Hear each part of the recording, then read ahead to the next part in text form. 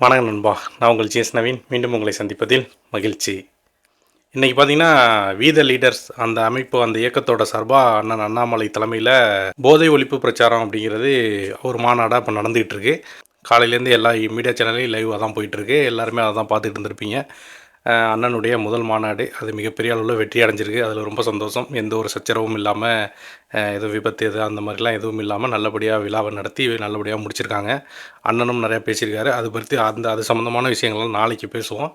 But அதுக்கு முன்னாடி இன்றைக்கி ஒரு விஷயம் பேசிடுவோம். எனக்கு இந்த விஷயத்தை உங்ககிட்ட டிஸ்கஸ் பண்ணணும் அப்படிங்கிறது தோணுச்சு ஒரு வீடியோ பார்த்தது பிறகு. ஸோ அதனால் இந்த விஷயத்தை இன்றைக்கி பேசிவிட்டு அந்த வி த லீடருடைய மீட்டிங் எல்லாத்தையுமே அதை பற்றியான விஷயங்களை நாளைக்கு பேசினா சரியாக இருக்கும். ஏன்னா இப்போ தான் மீட்டிங் முடிஞ்சிருக்கு, நிறைய தகவல்கள் அதை சேகரிக்க வேண்டியது இருக்குது. ஸோ அதனால் நாளைக்கு பேசிக்கலாம்னு சொல்லிட்டு அதை பின்னாடி வச்சுட்டு இன்றைக்கி மெயின் வீடியோவாக இதை பேச போகிறேன். குறிப்பாக சவுக்கு சங்கருடைய வீடியோவை நிறையா பேர் பார்ப்பீங்க. நம்ம சேனலில் இருக்கவங்களும் சரி, இல்லாதவங்களும் பார்த்தீங்கன்னா சவுக்கு சங்கருடைய வீடியோக்கள்லாம் நிறையா பேர் பார்க்குறீங்க. தினசரி அவர் போடுற வீடியோக்கள் 3 லட்சம் 4 லட்சம் வியூஸ்கள்லாம் போகுது. இன்றைக்கி 1 மில்லியனை நெருங்கிட்டார். ஒரு பெரிய யூடியூபர். அது மட்டும் இல்லாமல் பார்த்தீங்கன்னா, கடந்த ஆட்சி திமுக ஆட்சியில் அவர் பல முறை அவர் காவல்துறையெல்லாம் அரெஸ்ட் பண்ணப்பட்டு அவர் மேலே குண்டாஸ்லாம் போடப்பட்டு நிறையா அவருக்கு எதிராக அநீதிகள்லாம் நடந்துச்சு. அதனாலே ரொம்ப பாப்புலர் ஆகிட்டார். மற்ற யூடியூபரை விட இவர் அடிக்கடி செய்திகளில் வரும்போது நல்லா பாப்புலர் ஆகிட்டார். இவர் சொல்வதெல்லாம் உண்மை அப்படிங்கிற மாதிரி ஒரு விஷயங்களும் மக்கள்கிட்ட பதிய ஆரம்பிச்சிடுச்சு. சவுக்கு சங்கர் சொன்னார்னா கரெக்டு தான்ப்பா. சவுக்கு சங்கரோட ஜேர்னலிசம் அப்படிங்கிறது இன்றைக்கி இருக்கிற முக்கியமான அந்த தினசரி நாளிதழ்கள், முக்கியமான நியூஸ் சேனல்ஸ் இவங்கெல்லாம் சொல்கிறது கூட போய், ஆனால் சவுக்கு சங்கர் சொன்னால் உண்மை அப்படின்னு அதை நம்புறதுக்கு ஒரு மிகப்பெரிய கூட்டமே இன்றைக்கி சோஷியல் மீடியாவில் உருவாயிடுச்சு. அது மிகப்பெரிய ஆபத்து அப்படிங்கிறது இந்த ஒரு விஷயத்தை உங்களுக்கு நான் சொன்னோன்னே உங்களுக்கு புரியும்னு நினைக்கிறேன். இது வெறும் சவுக்கு சங்கருக்கு எதிரான வீடியோவா அப்படின்னு கேட்டால் கண்டிப்பாக அது கிடையாது. பட் இருந்தாலும் இங்கே இருக்கிற நம்மளை இந்த சுற்றி இருக்கிற அந்த மீடியா இன்ஃப்ளூயன்சர்கள், அதாவது சோஷியல் மீடியாவில் இருக்கிற இன்ஃப்ளூயன்சர்கள் எப்படி நம்மளை டைவர்ட் பண்ணி நமக்கு வர வேண்டிய நல்ல விஷயங்களை கூட தடுக்கிறாங்க. இதுக்குள்ளே எப்படி நம்ம போய் ட்ராப்பில் மாட்டுறோம் அப்படிங்கிறத கொஞ்சம் நீங்கள் புரிஞ்சுக்கணும் பொறுமையாக. நல்ல மனிதர்களை கூட இவங்களால் எப்படி ஒரு கெட்டவராக காட்ட முடியும், கெட்டவங்களை கூட எப்படி ஒரு மிகப்பெரிய லீடராக இவங்களால் காட்ட முடியும், இதுக்கான ஒர்க்கு இவங்க எப்படி பின்னாடி பண்ணுறாங்க அப்படிங்கிறத நான் உங்களுக்கு தெளிவாக சொல்கிறேன். முதல்ல இந்த சவுக்கு சங்கர் 2026 எலெக்ஷனுக்கு முன்னாடி பார்த்தீங்கன்னா, பெரிய லெவலில் ஒரு ஆதரவாக யாருக்கு பேசியிருப்பாருன்னு பார்த்தீங்கன்னா, எடப்பாடி பழனிசாமிக்கு ஆதரவாக பேசிகிட்டு இருந்தார்.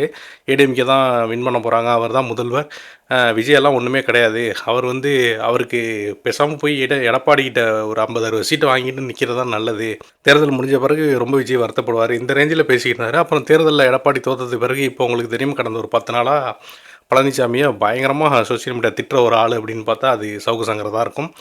இது மட்டும் தான் அவர் வரலாறா அப்படின்னு ரொம்ப பின்னாடி போய் பார்த்தீங்கன்னா, 2021 தேர்தல் நடந்திருக்கும். இந்த எம்கே ஸ்டாலின் முதல்வர் ஆனார்ல, அந்த தேர்தலில் திமுகவுக்கு ஆதரவாக பேசிக்கிட்டு இருந்தார்.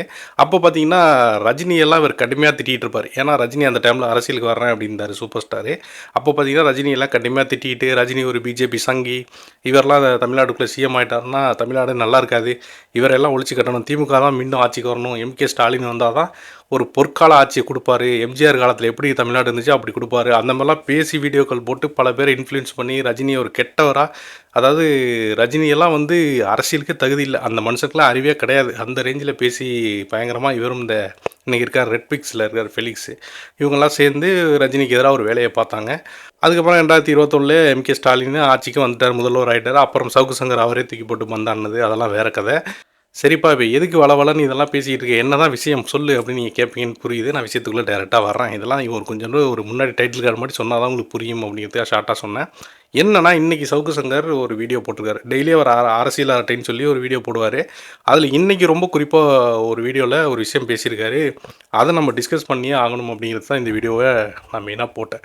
என்னென்னா, ஸ்டெர்லைட், தூத்துக்குடியில் ஸ்டெர்லைட்டில் உங்களுக்கு தெரியும், ஒரு 18 பேரை சுட்டு கொன்னாங்க நம்ம தமிழக அரசு 2018 நடந்த போராட்டத்தில். இந்த சம்பவம் நடந்தது பிறகு பார்த்திங்கன்னா, தூத்துக்குடி மட்டும் இல்லை, ஒட்டுமொத்த இந்திய அரசியல் கட்சிகளுமே இதுக்கு எதிர்ப்பு தெரிவித்தாங்க. மிகப்பெரிய அளவில் மக்கள்கிட்ட அன்னைக்கு இருந்த ஆளும் அரசான ஏடிஎம்கே மேலேயும் முதல்வர் எடப்பாடி பழனிசாமியிலையும் பெரிய ஒரு கொந்தளிப்பும் கோபத்தையும் ஏற்படுத்துனுச்சு.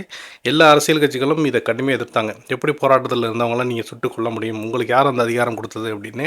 ஸோ இந்த நிலையில் பார்த்தீங்கன்னா, அங்கே சுடப்பட்டு இறந்தவங்க மட்டும் இல்லாமல் அந்த போராட்டத்தில் துப்பாக்கி சூட்டில் அப்படி இப்படி ஓடும்போது அடிபடுறது, கலவரத்தில் காயங்களாகிறது, இவங்கெல்லாம் மருத்துவமனையில் அட்மிட் ஆகிருக்கும்போது அவங்களெல்லாம் பார்க்குறதுக்கு நம்ம சூப்பர் ஸ்டார் ரஜினி அன்றைக்கி கட்சி அறிவிச்சிருந்தார், நான் அரசியலுக்கு வர்றேன் அப்படின்னு சொல்லிட்டு. ஸோ அவங்களெல்லாம் பார்க்குறதுக்கு தூத்துக்குடி போகிறாப்புல 2018 இந்த சம்பவம் நடக்குது. எப்படி கரூரில் இப்போ நேற்று விஜய் போனார்ல, அந்த மாதிரி மேடையெல்லாம் போட்டு பேசலை, அவர் போகிறாரு, நேராக ஹாஸ்பிட்டலுக்கே போகிறாரு. போயிட்டு அங்கே போய் அங்கே உள்ளவங்களெல்லாம் பாதிக்கப்பட்டவங்க எல்லாம் பார்த்துட்டு அங்கேருந்து வெளியில் வரும்போது பத்திரிக்கையாளர்களை சந்தித்து ரொம்ப கோவப்பட்டு ரஜினி பேசுகிறாரு. என்ன ரீசன்னா, ஏன்னா அவர் கண்ணு முன்னாடி அந்த அடிபட்டு கிடந்தவங்க எல்லாரையும் பார்க்கும்போது அவருக்கு இன்னும் டென்ஷன் ஆகுது. அவர் வந்து பத்திரிக்கையாளர் சந்திப்பில் ரொம்ப ஆக்ரோஷமாக, இந்த போராட்டத்தில் ஈடுபட்டவங்க இந்த அப்பாவி மக்கள் கிடையாது, இவங்க எல்லாருமே நார்மலாக போராட வந்தவங்க தான், இவங்களுக்குள்ள ஒரு கூட்டம், அதாவது சமூக விரோதி இந்த கூட்டத்துக்கு நடுவில் இன்ஃப்ளூயன்ஸ் ஆகி இதை கலவரமாக மாற்றிருக்காங்க, இந்த கலவரத்தை ஏற்படுத்தினது ஒரு மிகப்பெரிய சமூக விரோதி கூட்டம், இதில் பலிகடாவானது இந்த அப்பாவி மக்கள் அப்படின்னு ரஜினி சார் ஒரு ஆக்ரோஷமான ப்ரெஸ் மீட்டை ஏர்போர்ட்டில் கொடுக்குறாரு. இதை எப்படி டைவெர்ட் பண்ணிட்டாங்க அப்படின்னா, இந்த போராட்டத்தில் ஈடுபட்டவங்க எல்லாம் சமூக விரோதின்ட்டார் ரஜினி, போராடினவங்க எல்லாம் அந்த அடிபட்டு கிடக்கிறவங்களாம் சமூக விரோதின்ட்டார் ரஜினி அப்படின்னு சொல்லி ஒரு மீடியா ஒரு நரேஷனை பண்ணுறாங்க எல்லா மெயின் சேனல்லையும். இதுக்கு பின்னாடி பார்த்திங்கன்னா சோசியல் மீடியா இன்ஃப்ளூயன்சர் அன்றைக்கி இருந்த எல்லா இன்றைக்கி இருக்கிற பெரிய பெரிய யூடியூபர் எல்லாருமே உங்களுக்கு தெரியும், ஒரு கூட்டம் தான் ரஜினிக்கு எதிராக அந்த நெரேட்டிவ் செட் பண்ண சொல்லுது. அது யாருன்னா திமுக. இதை ஓப்பனாக சொல்கிறதுல எந்த டவுட்டும் இல்லை. அன்றைக்கி திமுகவுக்கு இன்றைக்கி எப்படி விஜயால் திமுகவுக்கு ஒரு மிகப்பெரிய ஆபத்து வந்துச்சோ, அன்றைக்கி அது ரஜினியாலே வர வேண்டியது. அதை எப்படியோ சில விஷயங்கள் பண்ணி அன்றைக்கி தடுத்துட்டாங்க. பட் இன்றைக்கி விஜய்கிட்ட மாட்டிக்கிட்டாங்க, அதான் விஷயம். சரி, ஓகே, ரஜினி சாருக்கு எதிராக அந்தமாரி ஒரு நெரேட்டிவ் செட் பண்ணிகிட்டு இருக்காங்க. தூத்துக்குடிக்கு ரஜினி போனது, அங்கே சமூக விரோதின்ட்டார் எல்லாரையும் சொல்லி யூடியூபரில் இன்றைக்கி இருக்கிற பிளாக் ஷிப் சேனலில் பரிதாபங்கள் கோபி சுதாகர்னே பெரிய யூடியூபர்ஸ் இன்ஸ்டாகிராம் ஃபுல்லாக உள்ளவங்க, இந்த சவுக்கு சங்கர்லாம் அன்றைக்கி அவர்லாம் அந்த பெரிய வீடியோ ரஜினி வந்து எப்படி சமூக விரோதிங்களாம் போராடுறவங்கள அப்படி இப்படின்னு. இன்னொன்று என்னென்னா, போராட்டம் இப்படி பண்ணிக்கிட்டு இருந்தீங்கன்னா தமிழ்நாடு சுடுகாடாகிடும், எல்லாத்துக்கும் போராடிட்டு இருந்தா அப்படிங்கிற மாதிரி ஒரு வார்த்தையை ஒரு கோவத்தில் சொல்லிட்டார். ஏன்னா அந்த போராட்டத்தில் தான் அவ்வளோ பிரச்சனை வந்தது அப்படின்னு. அதுக்கப்புறம் இது பெரிய பிரச்சனை ஆகி ரஜினி சார் அப்புறம் நீதிமன்றத்தில் அவர் மேலே வழக்கு போட்டு சமூக விரோதின்ட்டு அப்புறம் நீதிமன்றம் கூப்பிட்டு அவரை யார் அந்த சமூக விரோதின்னு கேட்க போக ரஜினி சார் தரப்பில் அதுக்கு ஒரு விளக்கம் கொடுத்து இந்த மாதிரி அந்த பிரச்சனையை 2018 டைமில் முடிஞ்சிச்சு. அதுலேருந்து பார்த்திங்கன்னா பொதுமக்கள்கிட்ட பார்த்திங்கன்னா சூப்பர் ஸ்டார் ரஜினியால் இந்த மாதிரி போராடினவங்கள சமூக விரோதின்னு சொன்னார்ப்பா அப்படிங்கிற மாதிரி ஒரு பிம்பத்தை உருவாக்கி விட்டுட்டாங்க இந்த இன்ஃப்ளூயன்ஸெல்லாம் சேர்ந்து, சவுக்கு சங்கர் உட்பட எல்லாருமே. அன்றைக்கே ரஜினி சார் ரொம்ப தெளிவாக சொன்னார், எல்லாத்துக்கும் இப்படியே போராடிட்டீங்கன்னா என்னப்பா ஆகுறது, நமக்கும் நிறையா இண்டஸ்ட்ரி வேணும், நம்ம எதிர்காலத்துக்கு நமக்கு வேலைவாய்ப்பு வேணும், இப்படி எல்லாத்தையும் மூடி நம்ம போராடி மூடிட்டோம்னா எதிர்காலத்தில் நம்ம வந்து வாழ்வாதாரத்துக்கு என்ன பண்ண முடியும், ஃபியூச்சர் வந்து ரொம்ப அப்டேட் ஆகிட்டே இருக்குது, நமக்கு பக்கத்து ஸ்டேட்டுக்கு எல்லா தொழிற்சாலைகளும் போகுது, நம்ம எல்லாத்துக்கும் போராடினா இங்கே இன்வெஸ்ட்மெண்ட் பண்ண கூட ஆள் வரமாட்டாங்கங்கிறது தான் ரஜினி சாருடைய ஒரு கணிப்பு 2018. அதுக்கு பிறகும் அந்த ஸ்டெர்லைட் ஆலை மூடப்பட்டுச்சு. ஏன்னா இத்தனை பேர் சுட்டு கொண்டுட்டாங்க, ஸோ இவ்வளோ பெரிய வலுவான போராட்டம் அப்படின்னு சொல்லிட்டு அது நீதிமன்றத்தாலையும் மூட சொல்லிட்டாங்க, அரசாங்கமும் மூடிடுச்சு. இன்ன வரைக்கும் ஸ்டெர்லைட் மூடி கிடக்கு. இப்போ இன்றைக்கி என்ன சவுக்கு சங்கர், அதாவது 2018 இன்றைக்கி 2026 கிட்டத்தட்ட 8 ஆண்டுகளுக்கு பிறகு இதே சவுக்கு சங்கர் இன்றைக்கி என்ன வீடியோ போட்டிருக்காருன்னா, அந்த ஸ்டெர்லைட் ஆலையை திறக்கணும் அப்படின்னு வீடியோ போட்டிருக்காரு. அப்போது மாதத்துக்கு நினைவு இருக்கும்னு நினைக்கிறேன், பிஜேபி தரப்பில் இந்த போராட்டத்தின் பின்னணியில் வெளிநாட்டு சதி இருக்கிறது என்று குற்றச்சாட்டுகள் தொடர்ந்து எழுப்பி வந்தார்கள். ஆனால் அந்த குற்றச்சாட்டுகளை எழுப்புவது பிஜேபி என்ற ஒரே காரணத்துக்காகவே நாம் அதை புறக்கணித்தோம் இல்லையா? காதிலே வாங்குறதில்ல, அவன் அப்படி தான் சொல்லுவான் அப்படின்ட்டு திரும்பிட்டு போய்கிட்டே இருக்கிறது. இன்னைக்கு அந்த ஸ்டெர்லைட் ஆலை நேரடியாக ஒரு 3000 பேருக்கும் மறைமுகமாக 20,000 பேருக்கும் அதிகமாக வேலைவாய்ப்பை வழங்கி கொண்டிருந்தது. அந்த ஸ்டெர்லைட் ஆலையை நம்பி இஎம்ஐயில் லாரி வாங்கி போட்டவங்க கொள்ள பேர் இருக்காங்க. இந்த ஸ்டெர்லைட் மூடப்பட்டதனால் தூத்துக்குடி துறைமுகத்தோட வருவாயே குறைஞ்சிருச்சு. இப்போ கிட்டத்தட்ட நேரடி வேலைவாய்ப்பு ஒரு 3000, மறைமுக வேலைவாய்ப்பு 20,000த்துக்கு அதிகமாக இருக்கும். சின்ன சின்ன வெண்டார்ஸ்லாம் சேருங்க, ஹவுஸ் கீப்பிங்லேருந்து சேருங்க, அவங்களுக்குலாம் வேலை போச்சு. இப்போ இந்த போராட்டம் நடத்தினவங்கலாம் அவங்களுக்கு சோத்துக்கு வழி பண்ணுறதுக்கு ஏதாவது ஏற்பாடு பண்ணுறாங்களா? நீங்கள் சொல்கிறதெல்லாம் சரிதான் சார். ஆனால் அது வந்து ஸ்டெர்லைட்டால் மிகப்பெரிய அளவில் அந்த காற்றில் மாசு ஏற்படுது, மக்களுக்கு வந்து நுரையீரலில் பாதிப்பு ஏற்படுத்துது, இந்த மாதிரி உடல்நல பிரச்சனைகள் வருது அப்படின்னு சொல்கிறாங்களே சார். ரொம்ப அழகாக கேட்டீங்க. இப்படி மாசு ஏற்படுத்தும் ஆலையாக, கேன்சரை ஏற்படுத்தும் ஆலையாக அந்த ஆலை இருந்துச்சுன்னா அதை திறக்க சொல்கிறது ஒரு மனிதாபிமானமற்ற கோரிக்கை இல்லைங்களா? 1994 முதல் அந்த ஆலை மூடப்பட்ட 2018 வரை 4 லட்சம் டன் காப்பரை ஸ்டெர்லைட் உற்பத்தி செய்து கொண்டிருந்தது. அப்போது காற்று மாசு ஏற்படவில்லையா? நான் உங்களுக்கு டேட்டாலாம் தரேன், ஸ்க்ரீனில் போடுங்க. ஸ்டெர்லைட் ஆலை மூடப்பட்ட பிறகு காற்று மாசில் எந்த விதமான முன்னேற்றமும் ஏற்படவில்லை என்பதை விஞ்ஞானபூர்வமான ஆராய்ச்சி தெரிவிக்கிறது. இன்னொன்று, அந்த ஸ்டெர்லைட் ஆலைக்கிட்ட இந்த காற்று மாசுன்னு நீங்கள் குறிப்பிட்டீங்க, நுரையீரல் பாதிக்கப்படுது ரைட்டா? காப்பர் மேனுஃபேக்சரிங் ஸ்மெல்டர் பிளான்ட்டை விட பல மடங்கு காற்று மாசை ஏற்படுத்தும் தொழிற்சாலை எது என்றால் அனல் மின் உற்பத்தி நிலையங்கள். நிலக்கரி மூலமாக மின்சார உற்பத்தி. நம்ம அதுக்கு எதிராக ஒரு பெரிய குரூப் இருக்குது ஓகேவா? இது கோல் இதே நிறுத்தினோடனே வீட்டில் மண்ணெண்ணெய் ஊற்றி அடுப்பறிக்க சொல்லுவாங்க அந்த டிக்கெட்டுங்கள்லாம்.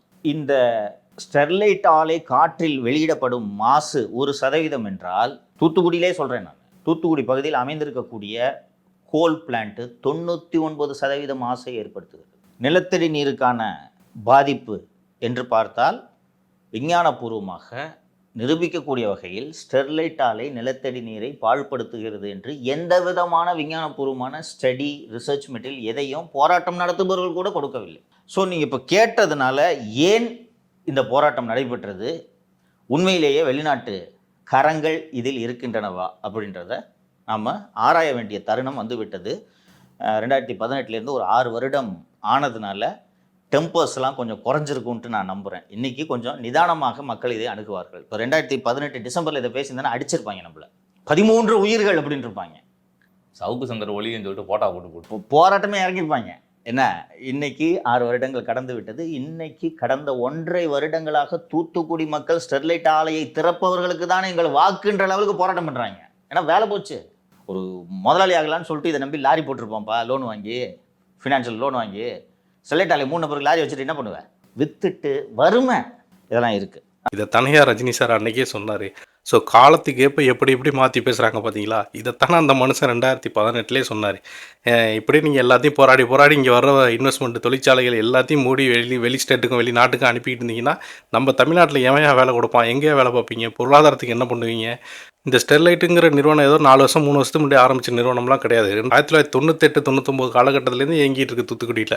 இது மூலியமாக கேன்சர் வருது, இதனால் மக்கள் பாதிக்கப்படுறாங்கன்னு சொல்லி தேவையில்லாமல் ஒரு கூட்டம் பரப்பி அதுக்கு எதிராக ஒரு போராட்டம், அப்பாவி மக்களை தூண்டி விட்டு, அங்கே வேலை செஞ்சவங்களையும் தூண்டி விட்டு, கடைசியாக போராடி அவங்கெல்லாம் இன்றைக்கி வேலை இல்லாமல் அந்த ஸ்டெர்லைட்டும் மூடிட்டாங்க.